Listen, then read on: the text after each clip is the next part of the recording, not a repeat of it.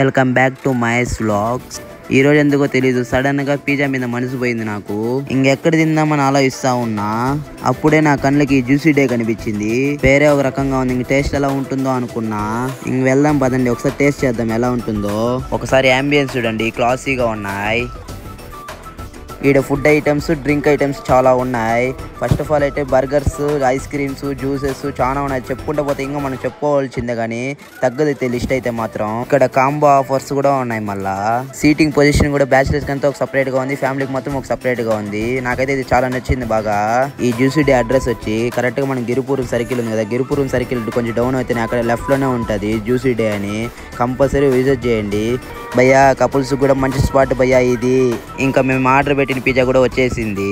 ఇంకా మేము ఆర్డర్ పెట్టిన పిజ్జా వచ్చి కార్న్ పిజ్జా. ఇంకా టేస్ట్ చేద్దాం రండి, ఎలా ఉందో మీకు చెప్తా నేను.